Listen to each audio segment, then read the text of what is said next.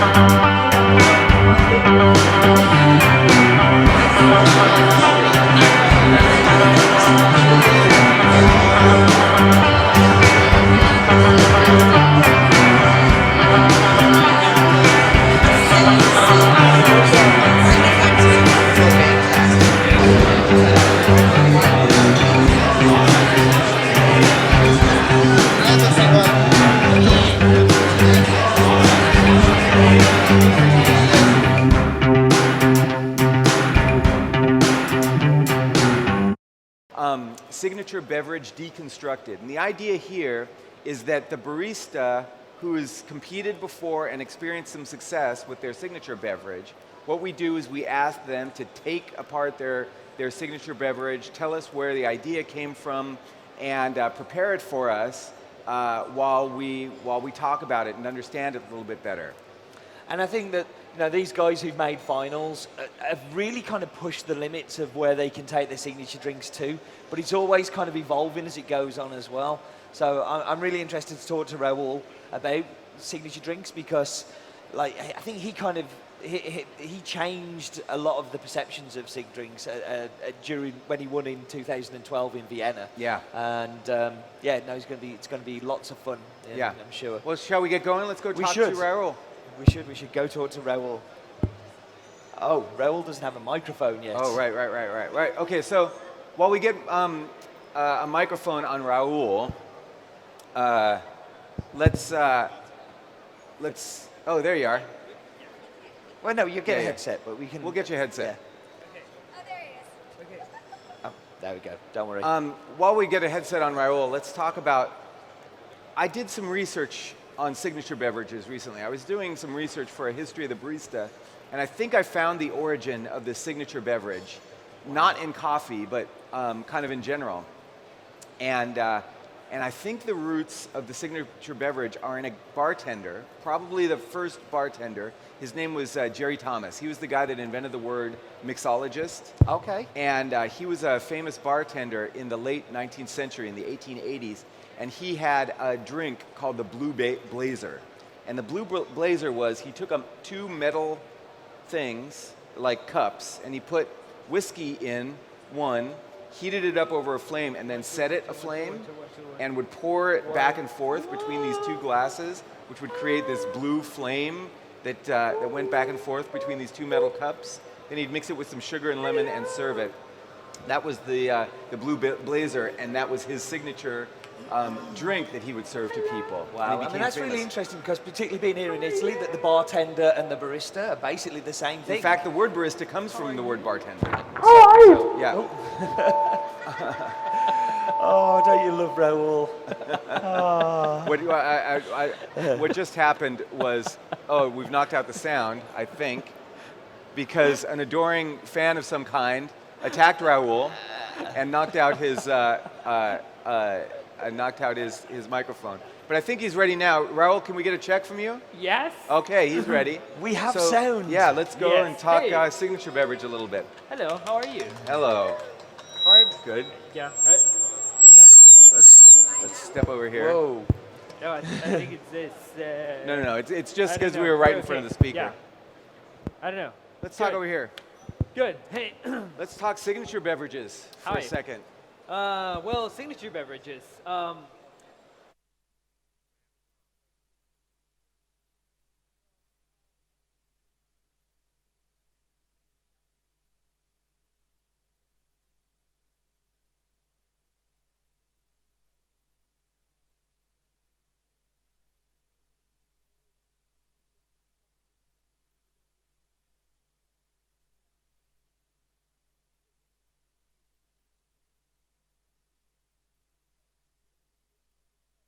Need to kind of like do something else, and it's like every single year, like it's just changes, and you try to do something new, but at the same time, you need to go along with the coffee. Right. Like so, it's and it has been new trends. Like I remember the first time that I competed, I was doing something that I had nothing to do with the coffee. For your signature beverage. Yeah. And it was like, and the last year I was trying to do something that it was more about the things that I represented and more about my job. Right. And also trying to represent something that it was, for the signature drink that I did in Vienna, for example, that I could not do it today because it was needed more about cascara and mucilage and stuff like Right. that I couldn't brought because there was no harvest time. But it was more about representing that instead of normally you tell a story about processing and have you been picking the cherries and stuff like that. I wanted you to try it Right. instead of just telling you the story. So Right. it was more about that. So it was trying to place the experience in a different perspective, if you want Sure. to put it that way. That's an interesting point you make there about, kind of it wasn't the time of year and you couldn't get those ingredients here. Do you think that being from a producing country, and in the whole, barista competitions haven't been held in producing countries, that it made it harder for you to get the ingredients, to get your things that you need for your signature drink to the country? I'm thinking in Vienna you had lots of logistic issues with your equipment. It was pretty hard because I lost all my stuff, including that. So it was like challenging to get him again. So, but for example, for myself, I in last year, the year before, Alejandro, like from El Salvador, he won, and he, I mean, but he used it. He basically presented all the farm. So it was like, you knew that probably a lot of people will use cascara, will use a lot of like farm and stuff. So I didn't want to use them like as, oh, it's cascara or it's something like, I wanted to use it like as an ingredient else, like it will be, cherries or something, just, so I wanted to present it more as something that it was engaging to the coffee. So that's why I used something else like roasting, like the first crack or the yellow bean, that for me it was really important of all the changing of the coffee, if that makes sense. Sure. The changes in the coffee goes the changes through. in the coffee itself, not as something from the farm of an origin country, because it was the whole change importance. So that's interesting to me. I can tell that you're trying to tell a story with the signature beverage, right? You're trying to tell a story about the way coffee changes from the farm to the roasting to the preparation. Yeah. Does that sound about right? Yeah. I mean, signature drink. For me, it was like trying to put up like normally a signature drink.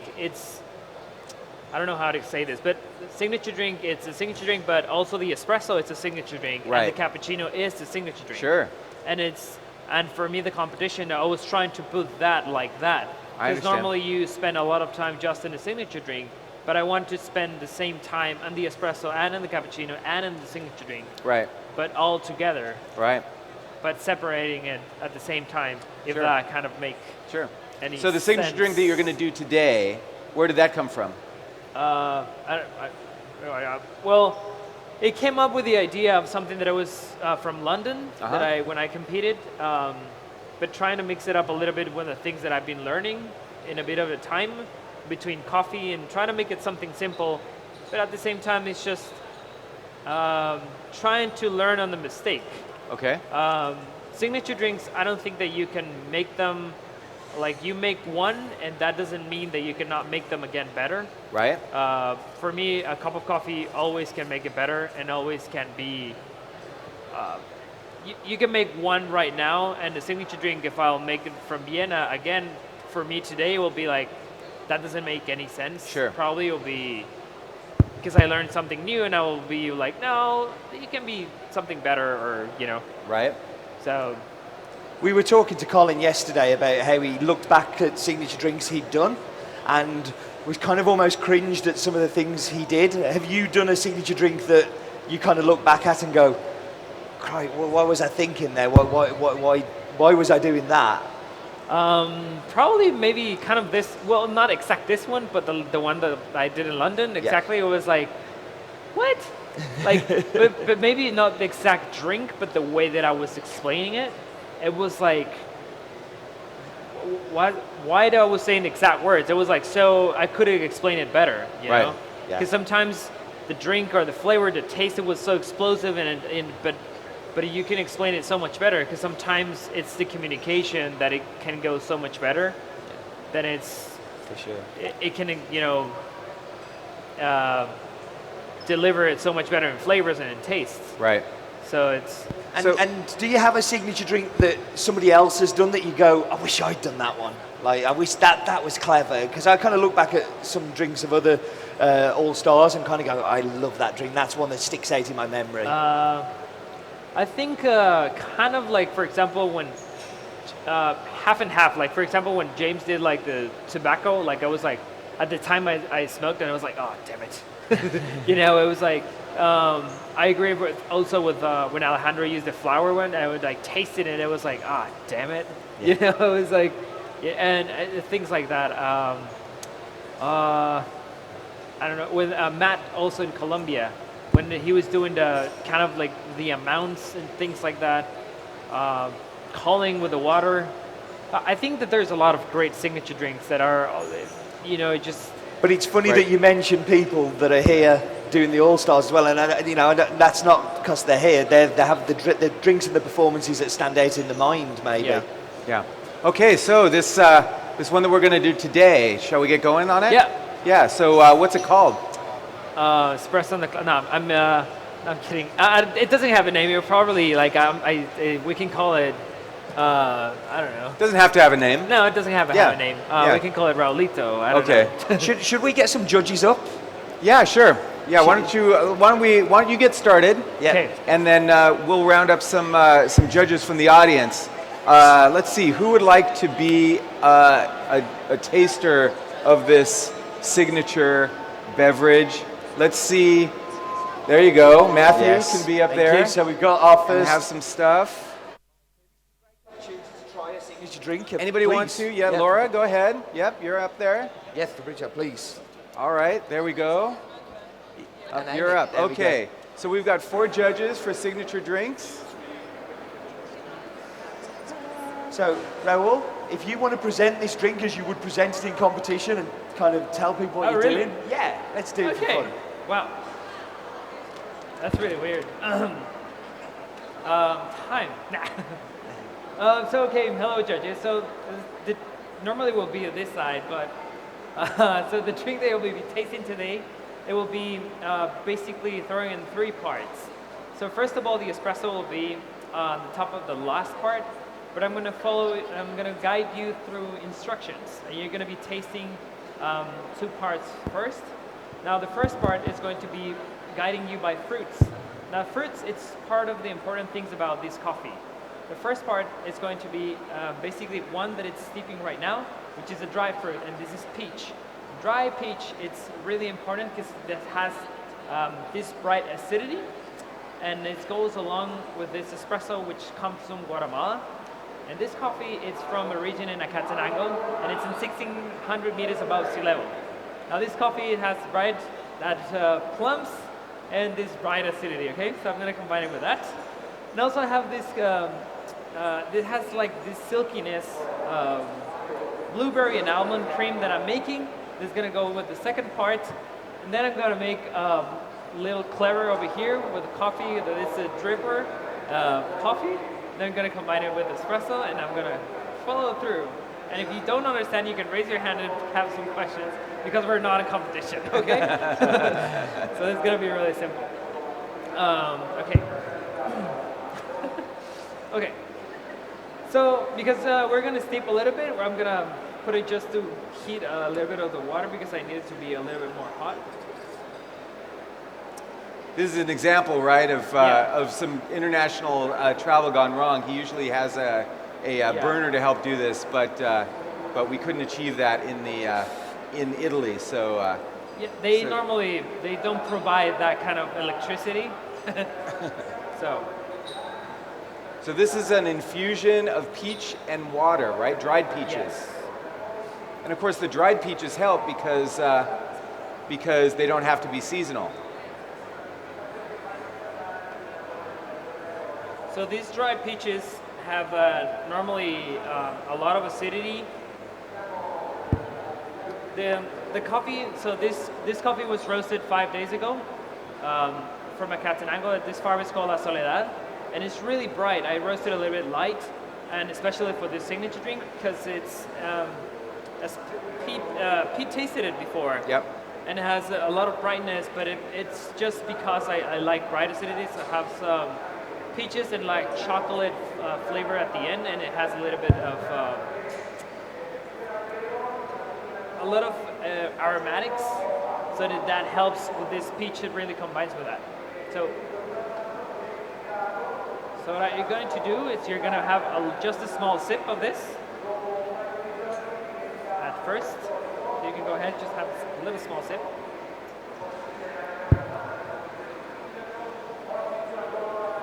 Then we're going to have a little bit of the clever over here.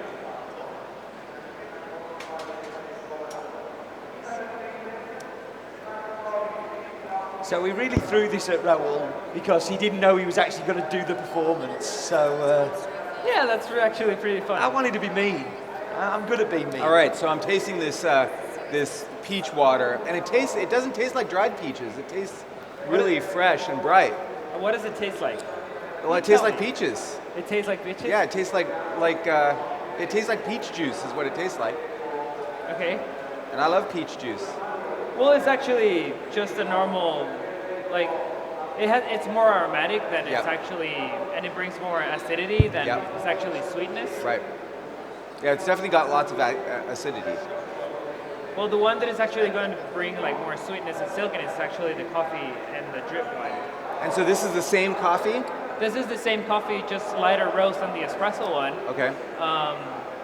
And it has 10 days of roast, so it has a little bit more lighter, has a bit more bright, it's a lighter roast, has a little bit more sweetness, and it has a little bit more like cherry notes instead of like that peach, so it has like brown sugar. Right. I like to use in a lot of clever, and I think for the signature drink, normally when you put a clever coffee or a drip coffee, sometimes it helps to just gives a little punch into the flavors that does not have the espresso into it. Right. So I just, you know. This one has 10 days roast. The espresso has 5 days rest. So basically what is going to happen, I'm going to put a little bit of the clever drip together with peach notes into a little bit of this glass, together with the cream that I made with almond and cream, and then I'm going to pass you the espresso, and then you're going to have 2 glasses. So I'm going to give you instructions to drink one first, and then the other one, and then you're going to go back and forth, and then you're going to have different tastes. I'm going to explain you again, but you're going to have a different idea of what it's going to be like. Okay? You have it clear, right? Okay. So I'm going to come back. Judges. Okay. Okay.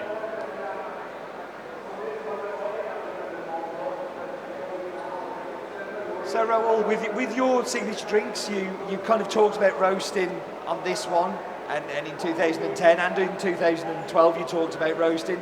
Is that because that was where you were at that time, and I know you were kind of starting to roast then? I'm sorry, say again? You talk about roasting in the signature drinks. Is that because at that time you were kind of beginning to roast and being intrigued and finding interest there? Well, in 2010, you say? Yeah, well, 2012 in particular, weren't you? You were think you ever roasted? At that time, I was like learning about roasting. Like, I mean, I wasn't roasting like by myself. I was starting to developing like, oh, this is roasting and knowing about what was going on. But I actually didn't know that much about it. And then until two years from now, I've just been roasting and realized how that can translate into the espresso. And it just figured out like it just becomes more difficult but easy at the same time. Like you can get better coffees and just figure it out in a better way.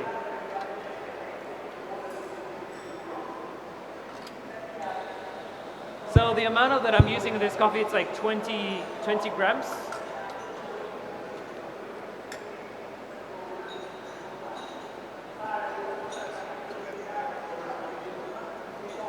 And it gives like a green peach. It's really bright coffee.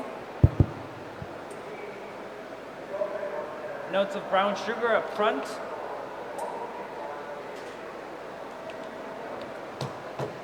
And it's a really light body. It's really silky. I normally like espressos that are not heavy body. They're like really silky.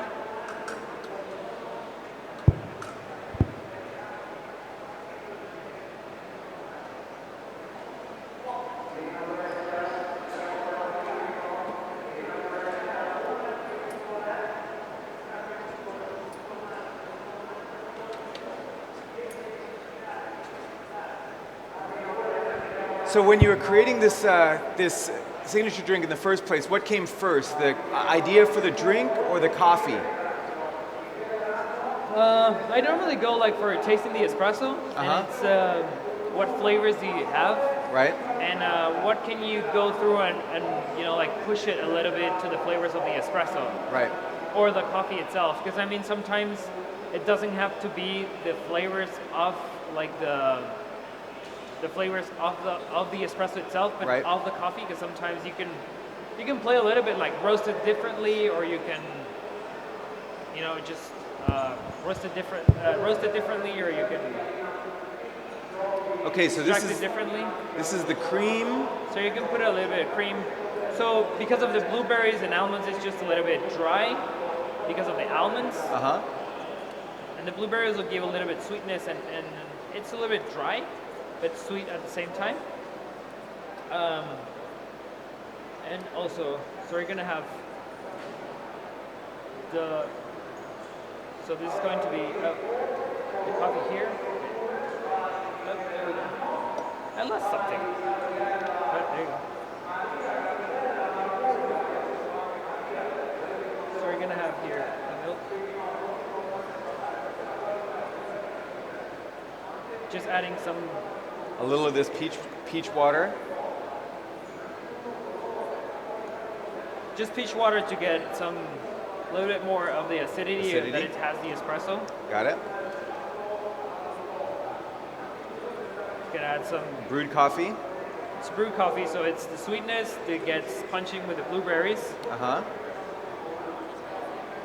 So it gets a little bit more like this will look as a normal coffee drink that you remember as at home that you normally would drink. Right. As a coffee brew. Then you have the espresso.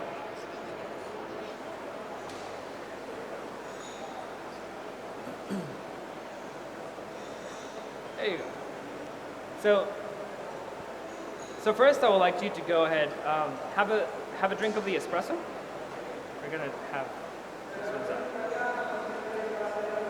So drinking this espresso, it's really bright. It's like bright acidity. It's like really peachy. It's up front, like really bright.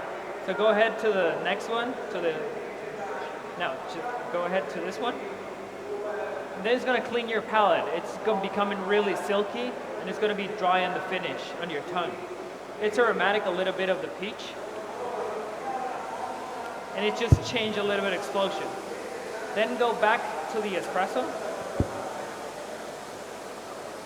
and you're gonna feel a little bit of the sweetness up front going back to the espresso. That it's just more like brown sugar and a little bit more silky finishing.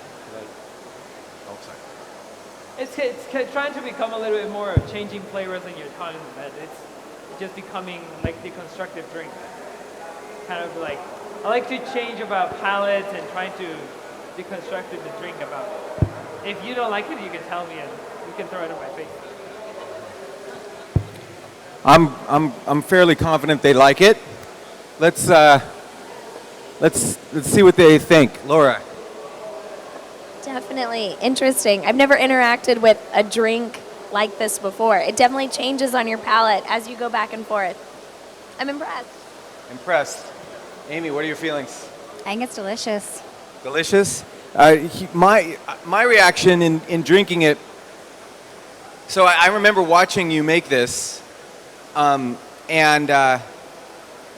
one thing I didn't anticipate with this. Okay, you've got the cream, the almonds, and the blueberries, which kind of makes sense as coffee flavors, right? I mean, these are blueberry and almond and are things that occur in coffee sometimes. They're flavor notes that we use to describe. And then, of course, milk or cream is a common complement to coffee. But you know what this reminded me of? Like cereal milk. When you have granola or something in the morning with fruits and nuts in it, and then you have the milk, you know, that's associated with that, and that combined with the sort of fruitiness that you might have at breakfast and the coffee that you might have at breakfast. Seems to me to be like very evocative of a sensory journey through your breakfast. I think, well, besides breakfast, I think that it's more about also like how do you can get them through, and always if you take by the hand to the judges and like just explaining to them how it's going to change. Because if you tell them, like always a person or someone, a customer will expect something that it's always used to something that normally drinks. Right. And if they're expecting something that it's bright and it's not, or chocolate and it's not, and you give something that is different. Right. If you give them a heads up, it will be okay for Sure. the palate, or Yeah. it'll be, you know, so I think it's more about giving a heads up or giving a perspective about it. So it's part of being a barista of the signature drink, that, you know, explaining to them like how it's going to be, and part of it being something different, it's okay. Right. What was some of the feedback that your judges gave you on this drink when you competed with it? Wow. I think one of the things was to be explaining a little bit more about it. And trying to connect it more with the coffee. Right. Like there's always, like for example, I think right now it was not more about the coffee, but more about the experience. But Sure. it was, yeah. But it was always to think about, to be more connecting with the coffee. Right. Because I mean, at the end, the signature drink, it is about the coffee. Right. It is about how can you pronounce more the coffee about it. Right. Why this is something special, and why the coffee, it's always pronounced itself. Sure. And that's the challenge, right? Yeah. To create something that's both has a personality as a signature drink, but yet is evocative of the coffee at the same time. Colin mentioned that yesterday, right? The challenge of making that balance between the two things. And how you can make this synergy, and how, this word it became like really big, Right. And I think one of the things that I really remember, because it's like, if I make this drink, for example, or any signature drink in Worlds or whatever, and if I make it with another coffee, it shouldn't work it should not work with any other coffee. Right. Because this is that makes like a meaning of synergy. Yeah. It's special with that coffee, with that ingredients. Cool. And that's kind of what makes it difficult to bring it up here or anywhere else, because it's just like that roast, that ingredients, that day, that, you know. That's so a great it's kind point. of like difficult a little bit with that, Yeah. in that sense. But That's great. Well, thank you for sharing that with us. Shall we go over to the couch? And Please, round of applause for our judges. Thank you, guys. Thank you.